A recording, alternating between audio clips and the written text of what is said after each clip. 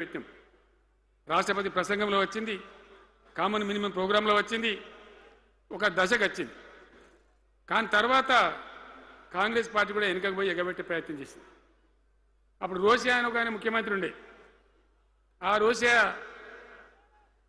14F అని ఒకటి తీసుకొని వచ్చాడు. హైదరాబాద్ సిటీలో మనోళ్ళకి ఇక పోలీసు ఉద్యోగం సెప్రాస్ ఉద్యోగం కూడా దొరకదు. అప్పుడు నాకు తిక్కరేగిందిగా, నేను బతికుండగానే ఉద్యమం నాటిపోయిన నాయకుని నేను బతికుండగానే ఇక వీళ్ళు ఇట్లా F-15 E-15 R-15 తెస్తే ఇంకేం మిగులుతుంది, సావోరేవో తేల్చుకోవాలని చెప్పి ఆ రోజు నేను శపథం కట్టిన. ఉద్యోగ గర్జన చేసి సిద్దిపేటలో కేసీఆర్ సచ్చుడో తెలంగాణ వచ్చుడో, ఈ తల్లి యాందకనే మంచిగా దిగలేంగని చెప్పి ఆ శపథం చేసి ఆనాడు ఆమరణ నిరాదీక్షకు బయలుదేరితే మొత్తం తెలంగాణ అల్లకల్లోలమైంది. మీరు కూడా ఎక్కడోన్లు అక్కడ వందల వేల గ్రామాల టెంట్లు లొల్లులు, పార్లమెంట్లో అల్లకల్లోలం, ప్రజలంతా గందరగోళం చేస్తే అప్పుడు ఒక ప్రకటన ఇచ్చింది. చిదంబరం అంటే ఆయన వచ్చి హోంమంత్రి, తెలంగాణ ఏర్పాటు చేస్తామని నువ్వు దీక్ష బంద్ చేయి. నమ్ముతాం కదా, కేంద్ర హోంమంత్రి చెప్పినాక మరి నమ్మాలి కదా. దీక్ష బంద్ చేసినాం. తెల్లారి ఆంధ్రోలు మొత్తం రాజీనామాలు డ్రామా. మూడో రోజుకి మళ్ళీ వెనక్కి వెళ్ళిపోయింది.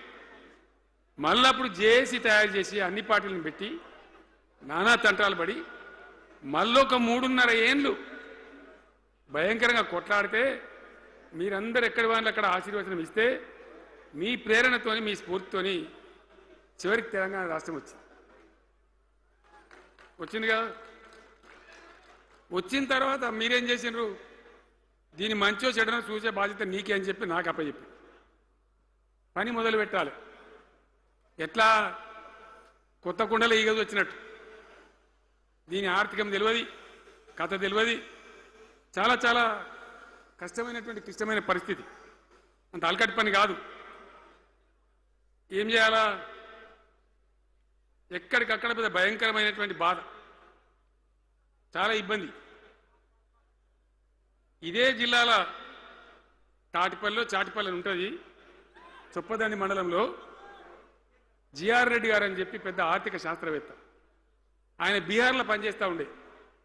నేనే స్వయంగా జిఆర్ రెడ్డి గారికి ఫోన్ చేసి, అన్నా మన సొంత రాష్ట్రం వచ్చింది, మనం బాగు చేసుకోవాలి, మీరు రావాలి అని పిలిపించుకొని అట్లాంటి వాళ్ళందరినీ సమూహపరచుకొని ఒక ఎజెండా వేసుకొని బయలుదేరి. అంతకుముందు సమైక్య రాష్ట్రంలో మొత్తం తెలంగాణ చెరువులు నాశనం చేసింది. కాకతీయ రాజులు తవ్వించిన చెరువులు ఉండే మనకు బ్రహ్మాండంగా ఒక 75-80 వేల చెరువులు ఉండే. ఆంధ్ర పాలకుల సమైక్య పాలనలో మొత్తం నాశనం పట్టేసింది, కబ్జాలు పెట్టిండ్రు, నాశనం పట్టిండ్రు. చివరికి 40-44 వేల చెరువులు ఉండే. ఎక్కడ మొదలు పెట్టాలి, ఎవరి పేరు పెడితే బరకత అవుతుంది అని ఆలోచించి ఏ కాకతీయ రాజులైతే మనకు అన్నం పెట్టిండ్రో వాళ్ళ పేరుతో ఇది బాగా చేయాలని చెప్పి మన మొట్టమొదటి కార్యక్రమం మిషన్ కాకతీయ. ఎందుకు మిషన్ కాకతీయ, ఆ చెరువుల దరిద్రం వదిలిస్తే, వాటిని బందోబస్తు చేస్తే, వాటిలో నీటి నిల్వ సామర్థ్యం పెరిగితే గ్రౌండ్ వాటర్ పెరుగుతుంది, బోర్లు బాగా నీళ్ళు వస్తాయి. కాబట్టి అక్కడి నుంచి ప్రారంభించి చేసినాం. అది కూడా తెలంగాణ ప్రజలు, రైతులు ఒక ఉద్యమంలాగానే చేశారు.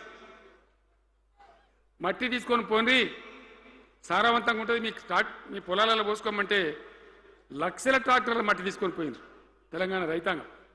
అన్ని గ్రామాలలో ఒక విప్లవం లాగా ఆ మట్టి తీసుకొని పోయి వాళ్ళ భూములలో పోసుకొని కూడా బ్రహ్మాండంగా చేసింది. అక్కడి నుంచి మొదలుపెట్టినటువంటి ప్రస్థానం 10 ఏళ్లలో ఎన్ని చేసినామో మీరు చూసారు. బట్టి మాటలు మాట్లాడు గప్కాలు కొట్టుడు కాకుండా నేను ఒక్కటే మాట మిమ్మల్ని అడుగుతున్నా, మీరందరూ కూడా చూసారు.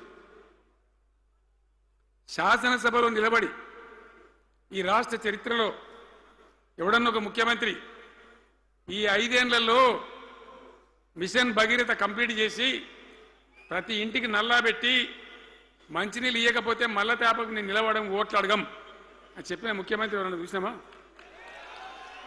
నేను చెప్పిన మాట అసెంబ్లీలో నిలబడి చెప్పి ఆ 5 ఏళ్లలో మిషన్ భగీరథ నీళ్లు తెచ్చి 100% కులం మతం సంబంధం లేకుండా తండాలు మారుమూల పల్లెలకు కూడా ప్రతి గ్రామానికి ట్యాబ్ పెట్టి, ప్రతి ఇంట్లో ట్యాబ్ పెట్టి మంచి స్వచ్ఛమైనటువంటి నీళ్ళు తెచ్చిచ్చింది. 5 ఏళ్ళు నడిచింది, నడవలే. మిషన్ భగీరథ నీళ్ళు పుష్కలంగా రాలే. ఏమన్నా రాలేదా? వచ్చినాయా?